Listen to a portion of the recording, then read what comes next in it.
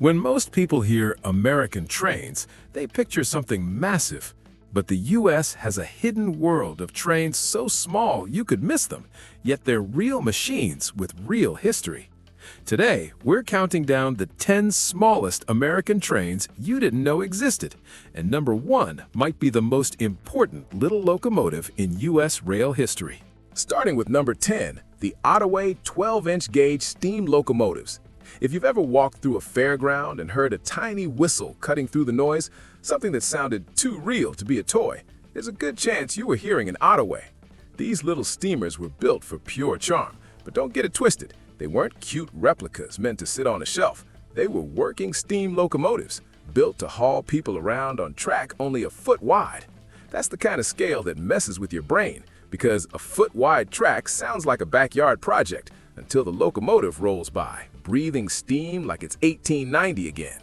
What makes Ottaway so fascinating is how American the whole story feels. These weren't imported curiosities. They were built in the Midwest for American parks, fairs, and small attractions that wanted that old-time railroad magic without needing acres of land or a full railroad crew.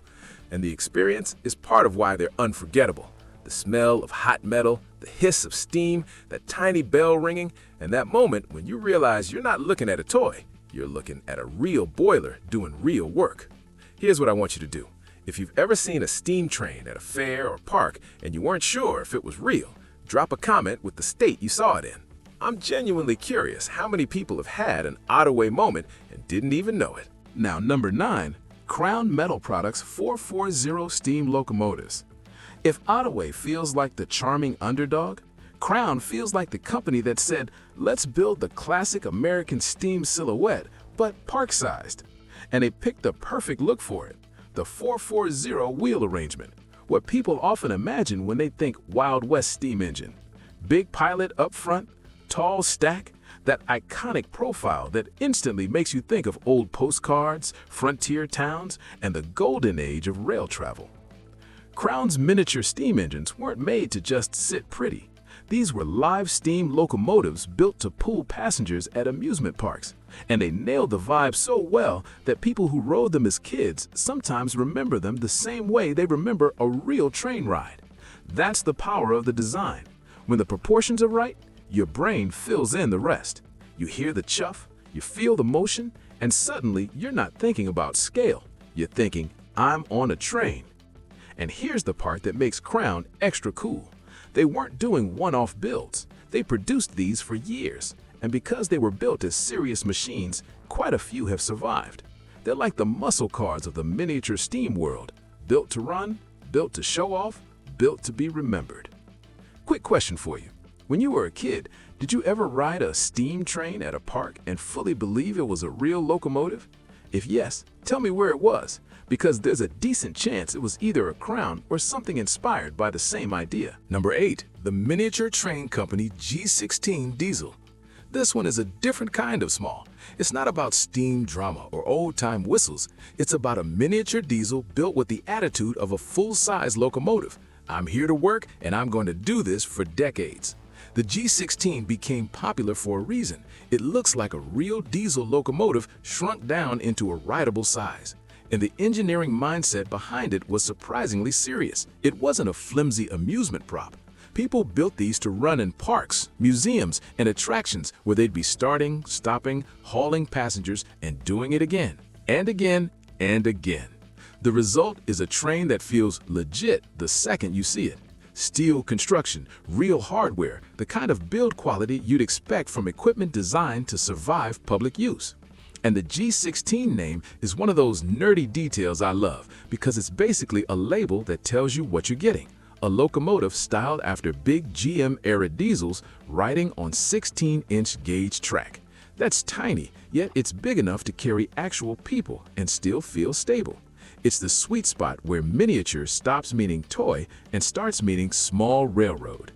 If you're enjoying this countdown so far, hit the like button. It genuinely helps the video reach more train fans. And if you want more videos like this, subscribe now, because number 7 is the kind of train that's been quietly everywhere in America, hiding in plain sight.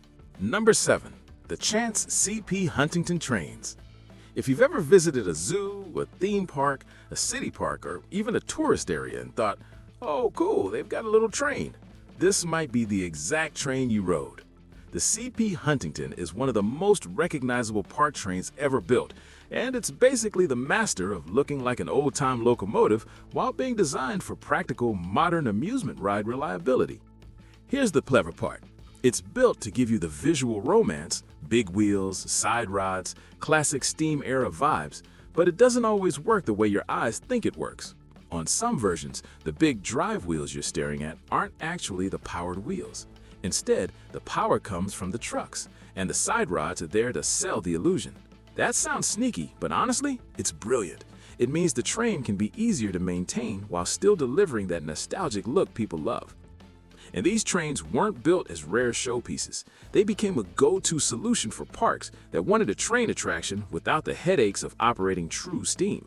They've been made in huge numbers, and the modern push has even gone toward electric versions because parks like the idea of a clean, quiet train that still looks classic. All right, comment time.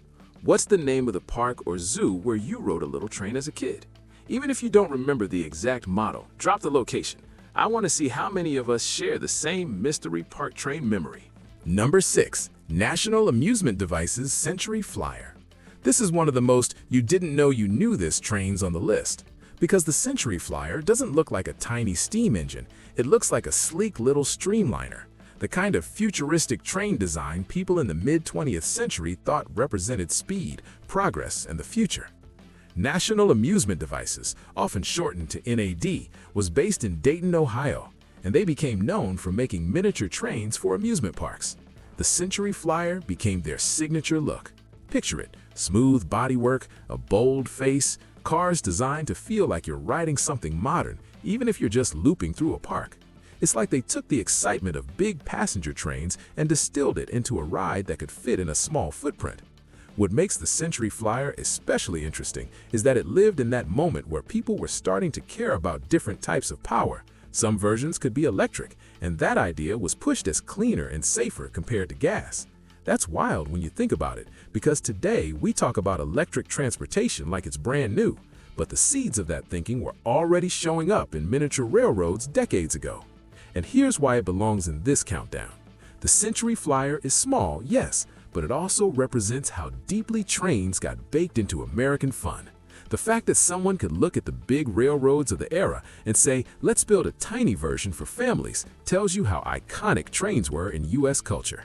Number 5. Maine's 2-foot gauge locomotives.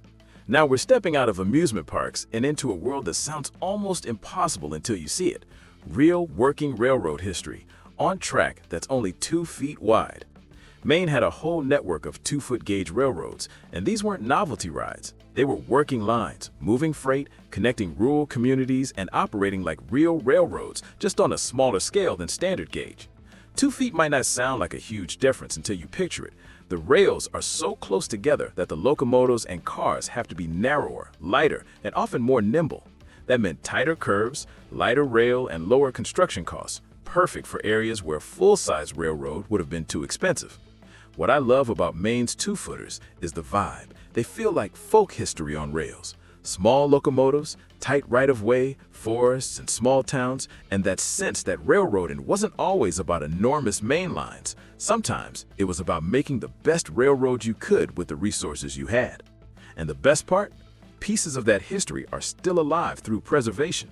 There are museums and operating segments that keep the 2-foot legacy running so you can actually ride it and feel what that scale is like in motion.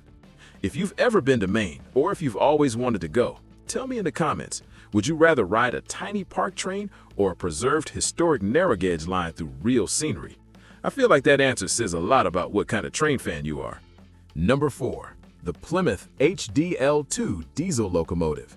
This one is the industrial ninja of small trains. No romance, no fairy tale whistles, just pure utility, built to do a job in a place where a full-size locomotive would be too big, too heavy, and honestly too much. Plymouth built small industrial locomotives, what railfans often call critters. And the nickname fits because these engines look like they should be hiding in the weeds behind a factory. Then suddenly they move a line of cars like it's nothing. They worked in mines, mills, factories, power plants, places where you're not hauling a mile-long freight.